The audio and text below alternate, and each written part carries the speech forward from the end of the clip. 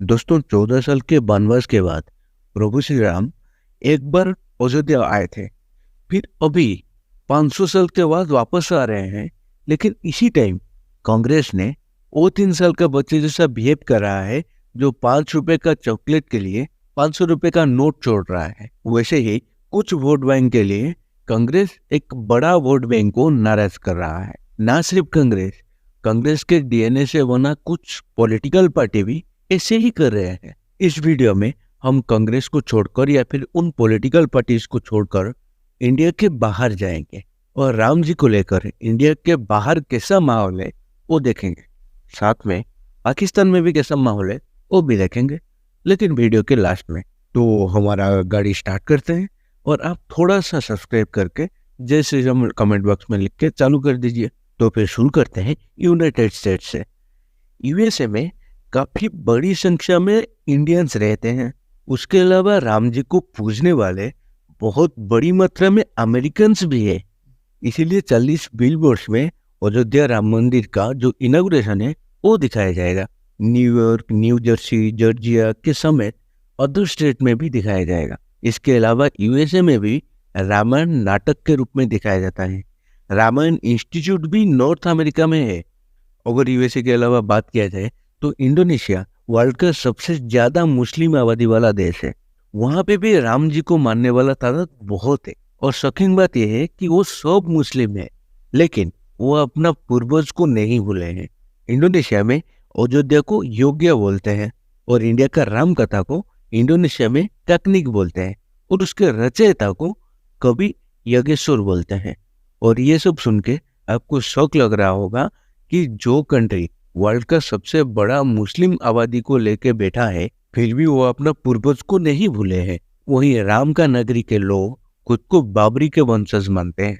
शायद इसीलिए बोला जाता है कि इंडिया, पाकिस्तान और बांग्लादेश का जो मुस्लिम है वो अपना आइडेंटिटी क्राइसिस में है। और अगर थाईलैंड की बात करें, वहाँ का राजाओं को विष्णु का अवतार माना जाता है, इसलिए उनको राम का वंशज भी बोला जाता है।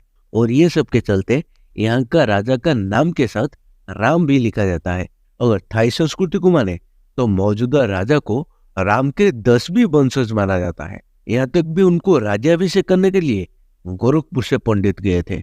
और उनके राजधानी बैंकॉक का बात करें तो उसको महेंद्र अयोध्या बोला जाता है। और थाईलैंड में माना जाता है कि इसे इंद्रदेव ने बसाए थे। और अगर साउथ कोरिया और अयोध्या के कनेक्शन की बात करें तो साउथ कोरिया के राजा शूरो ने अयोध्या के राजपुत्री सूर्यरत्ना से प्रेम विवाह किए थे। दक्षिण कोरिया से तो हर साल बहुत से नागरिक हियो हांग नाम की राजकुमारी को श्रद्धांजलि देने के लिए अयोध्या आते हैं। और यही वो नाम है जो अयोध्या और दक्षिण कोरिया के बीच एक खास रिश्ते का प्रतीक है। दरअसल कहानी कुछ ऐसी है कि किंवदंतियों के मुताबिक ये कहानी एक सपने से शुरू होती है। जब 16 साल की उम्र में सूरी रत्ना को सपना आया कि समुद्र पार करने के बाद ही उन्हें अपना पति मिलेगा, जिसके बाद वो अपने माता पिता की इजाजत लेकर और अयोध्या से एक खास पत्थर हाथ में लेकर अपने पति की खोज में निकल पड़ी। नाव से समुद्र पार कर सूरी रत्ना कोरिया पहुंची और राजा सूरो से मिली और राजा को अपना पूरा सपना कह सुनाया, जिसके बाद उन दोनों की शादी हो गई।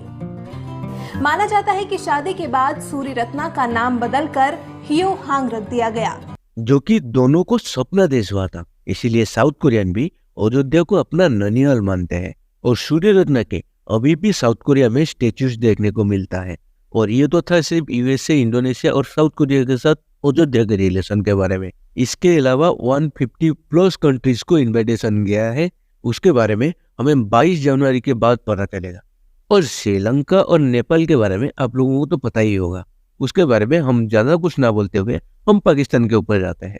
पाकिस्तान का करंट मिनिस्टर्स के साथ जो फॉर्मर मिनिस्टर्स रहे होंगे, जो कि अभी जेल में बंद है, वो लोग भी बोल रहे हैं कि अभी इंडिया में मुस्लिम्स के ऊपर अत्याचार हो रहा है और उनका मस्जिद तोड़ के हमारा यह मंदिर बना है। साथ में वो लोग बोलते हैं हाया सोफिया मस्जिद के बारे में, जो कि टर्की में पहले एक चर्च हुआ करता था, फिर उसको लाइब्रेरी में बदला गया, फिर उसे मस्जिद में कन्वर्ट कर दिया गया। टर्की में हाया सोफिया चर्च के साथ जो भी हुआ उसे चर्च से मस्जिद में कन्वर्ट कर दिया गया। वो सब पाकिस्तानियों को ठीक लगता है, लेकिन यहाँ पे हम जुडिशियरी और साइंटिफिक तरीके से जो भी काम किए उसे उन लोगों को प्रॉब्लम है। उनका मानना यह है कि यहाँ पे हम मस्जिद तोड़ के मंदिर बनाए हैं। तो ऐसे लोगों को हम कुछ नहीं बोल सकते, उन्हें बस राम राम बोल के वीडियो शेयर करो। और अगर वीडियो अच्छा लगा तो एक छोटा सा सब्सक्राइब, 2 कमेंट, 3 शेयर के साथ हमें जाने दीजिए।